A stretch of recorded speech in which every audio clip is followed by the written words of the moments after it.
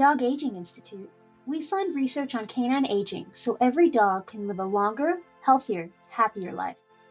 Our discoveries benefit both dogs and the people who love them. Together, we can create a future with more good years for dogs and their families.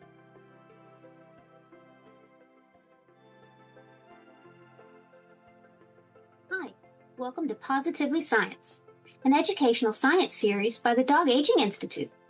Today, we're talking about clinical trials, how scientists test new medicines, treatments, and health programs. We'll look at a real human study and a simple dog example to make it easy to understand.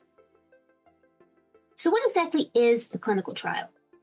A clinical trial is a research study where volunteers try a new treatment so scientists can learn if it works and if it's safe. Some trials study medications.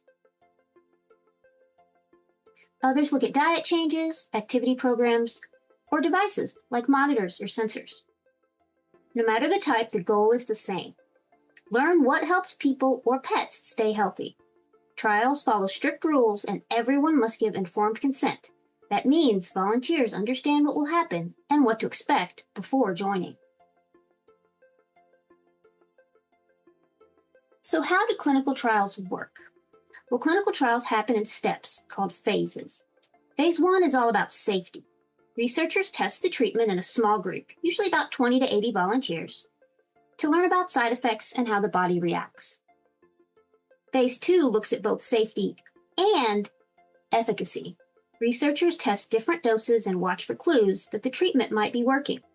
This phase usually includes 100 to 300 volunteers. Phase 3 is what most people think of when they hear clinical trial. This phase compares the new treatment to a placebo or to standard care. Researchers look closely at how well it works and continue to monitor side effects. Phase 3 trials are large, often 1,000 to 3,000 volunteers, but they can be much, much larger. Phase 4 happens after a treatment is approved. Researchers keep watching how it works in the real world, checking long-term safety, benefits, and the best way to use it. There's no set group size for this phase.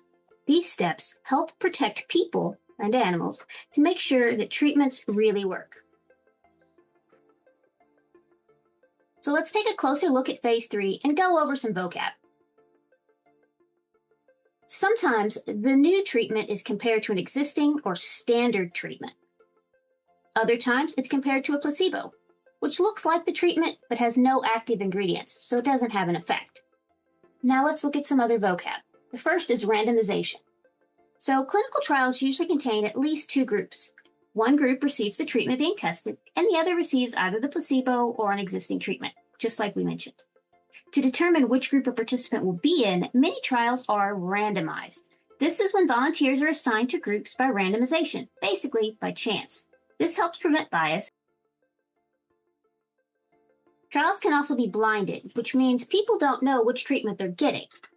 Now, this helps stop the research team and participants from affecting the results. In a single-blind study, you don't know what you're given, but the research team does. In a double-blind study, neither you nor the research team knows, only the pharmacist does.